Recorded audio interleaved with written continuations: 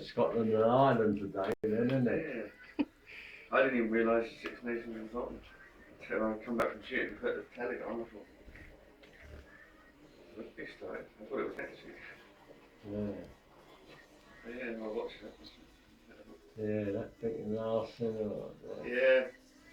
But Wales only just beat Italy, didn't they? Yeah. I didn't see any of that. I just saw the score. No, I just see that. And France, so it could be all very tight. It doesn't mean we can't lose. Oh no. We can't win the Six Nations, does it? It was a bit of a shame because that was. They did well. They came back at them, didn't they? Yeah. 16-3 down, weren't they? Yeah. Yeah, they went up, didn't it? It was a couple of lucky bounces, really. Oh, it was, yeah. But the first one, Yeah, especially, I mean, that was rubbish. yeah. But that ball happened to bounce, and he juggled it, didn't he? Yeah. And then he caught it. Oh, God, yeah. 31 seconds.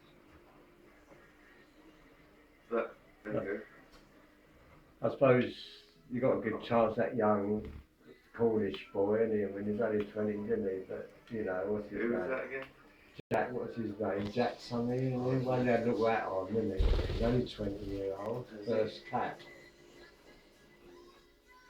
Yeah, see, they're bringing the players in because it's the World Cup end of next year again, see? Yeah. Oh, you have the go. Yeah, a little bit, didn't he?